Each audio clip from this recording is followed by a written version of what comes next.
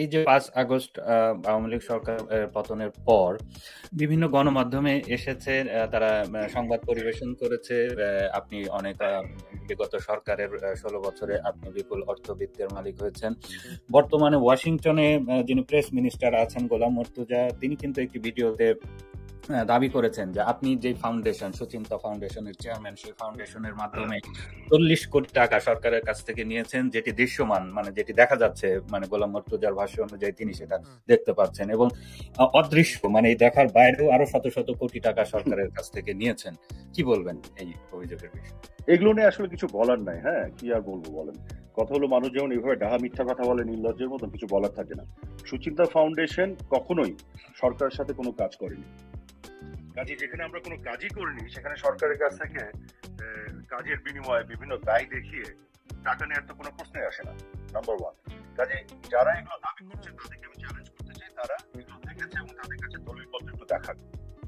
কারণ কখনোই আমরা সরকারের সাথে 1 পয়সারও কাজ করিনি। সুচিন্তা ফাউন্ডেশন প্রাইভেট সেক্টরে প্রাইভেটলি কাজ করতো। হ্যাঁ, আমরা দলের পক্ষে কাজ করেছি, বাট সরকারের কোনো অর্থনৈতিক কোনো লেনাদেনার সাথে আমাদের কখনো কোনো সংযুক্তি ছিল না। আমি চ্যালেঞ্জ করে দিলাম, 1 পয়সার কোনো সরকারি কোনো কাগজপত্র যদি কেউ দেখাতে পারে, আমি রাজনীতি করে ছেড়ে দেবো। কারণ এই কাজ আমরা করিনি, এগুলো আমরা বিশ্বাস করি না।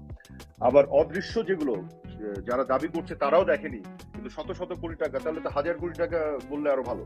আপনি স্বপ্নে যখন খাবেন, ডাল ভাত কেন খাবেন? আপনি পোলাও কোরমা খান, কারণ আপনার কাছে প্রমাণ নাই, কিছু নাই, এটা ভিজিবল না, অদৃশ্য, দৃশ্যমান না, অথচ আপনি বলে দিচ্ছেন। কাজে এইসব প্রোপাগ্যান্ডিস্ট, অপপ্রচারকারী আছে সমাজে, বিভিন্ন সাংবাদিকতার বাতাবরণে এরা চলে, কিন্তু এরা আসলে বিভিন্ন গোষ্ঠীর পক্ষে ব্রোকারি করে এবং রাজনৈতিকভাবে প্রতিপক্ষকে হেয় প্রতিপন্ন করার জন্য এসব মিথ্যাচার করে।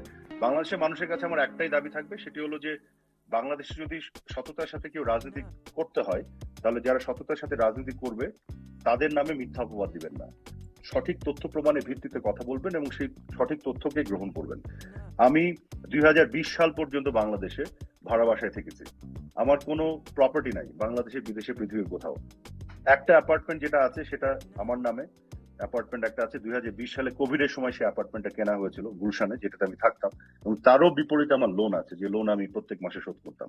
এর বাইরে সরকারি কোনো প্লট, কোনো অন্য কোনো জমি জমা, এগুলো কোনো কিছুই আমার নাই। এগুলো যদি থাকে দেখা, আমি চ্যালেঞ্জ করে দিলাম। এখন তো গভর্নমেন্টে আমাদের প্রতিপক্ষ আছে, শুধু প্রতিপক্ষ না, আমাদের ব্যাপার প্রচন্ড হস্টাইল। তারা একটু বের করে দলিল সহ, দালিলিক প্রমাণ সহ দেখাক।